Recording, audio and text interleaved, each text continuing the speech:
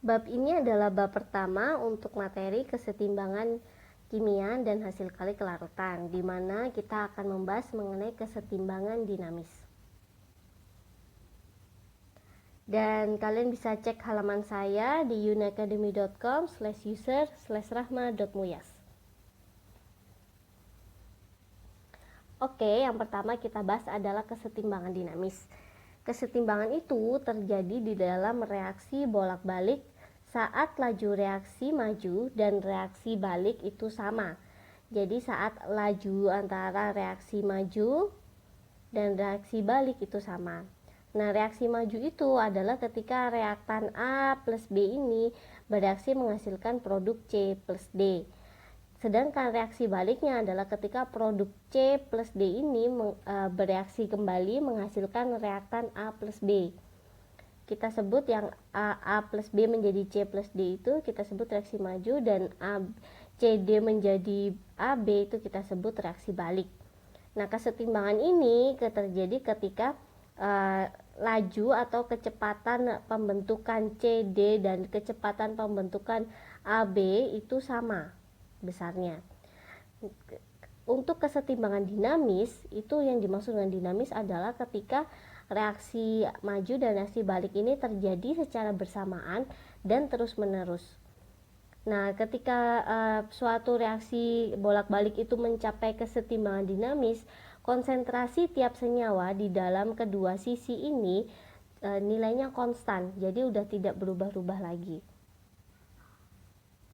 Nah, ini adalah contoh kesetimbangan dinamis di dalam suatu larutan dengan padatan.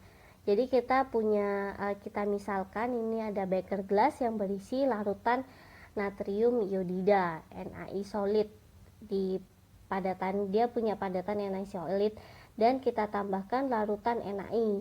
Larutan NaI ini jenuh.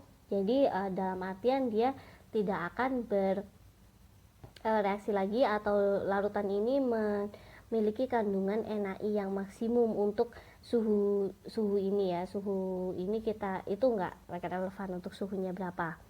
Kemudian larutan NaI-nya sendiri ini tidak radioaktif, sedangkan padatan NaI yang kita masukkan ke larutan ini itu sifatnya radioaktif. Kemudian ini larutan dan padatan ini kita diamkan selama beberapa jam. Kemudian padatan ini kita keluarkan, kita filter, dan kita ukur reaktivitasan larutan NaI ini, dan kita dapatkan larutan NaI ini jadi memiliki radioaktif. Jadi kita ukurkan menggunakan radioaktif decay, dan ternyata radioaktivitasan larutan NaI bertambah terus hingga dia mencapai suatu level konstan. Jadi ternyata di dalam beker gelas ini terjadi dua reaksi. Yang pertama adalah disosiasi NaI padat yang bersifat radioaktif dan dia yang terurai di dalam larutan. Dan NaI cair atau non radioaktif ini memadat menjadi NaI padat. Nah, disosiasi NaI padat ini dia yang menghasilkan adanya radioaktivitas di dalam larutan NaI tersebut. Dalam suatu titik itu tersebut, jadi laju NaI padat yang terurai menjadi ion Na+ dan imin itu sama dengan laju ion Na+ ditambah imin yang memadat menjadi NaI. Nah, kesetimbangannya inilah yang didapatkan ketika laju kedua reaksi tersebut sama.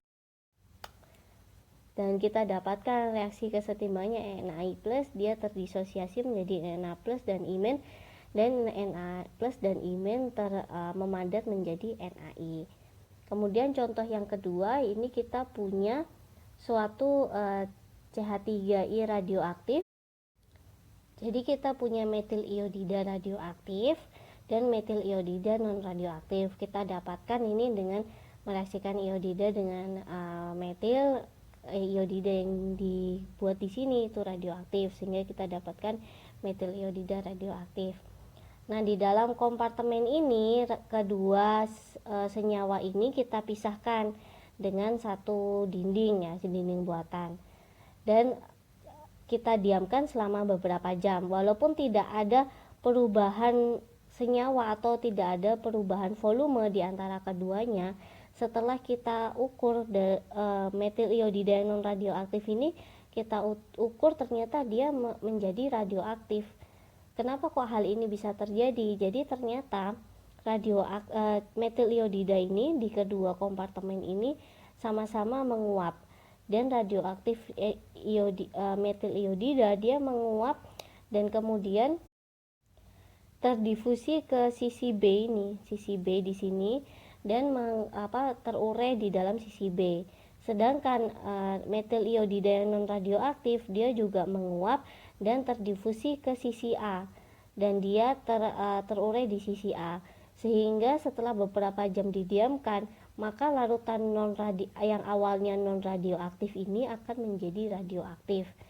Nah, kesetimbangan itu ketika laju evaporasi dan difusi dan juga terurainya radioaktif CH3I ini sama dengan laju dari evaporasi, difusi, dan terurainya CH3I yang non radioaktif. Nah, ini adalah contoh yang terakhir untuk kesetimbangan dinamis. Jadi kita punya reaksi pembentukan amonia dari gas nitrogen dan hidrogen. Nah, gas N2 ditambah 3H2 dia menjadi 2NH3. Dan 2NH3 ini terurai menjadi gas N2 dan 3H2. Sebenarnya pada suhu kamar dan pada tekanan standar tidak terjadi reaksi di antara N2 dan H2 maupun amonia tidak terurai. Tapi pada suhu 200 derajat Celcius dan tekanan 30 atmosfer, ini terjadi reaksi antara nitrogen dan hidrogen menghasilkan amonia, dan juga amonia ini terdisosiasi menjadi N2 dan H2, 3H2. Untuk konsentrasinya adalah 67,6% untuk NH3-nya dan 32,4% untuk NH3 yang terurai. Kesetimbangan tercapai ketika kedua laju pembentukan atau reaksi maju ini sama dengan pembentukan atau reaksi balik dari N2 dan H2.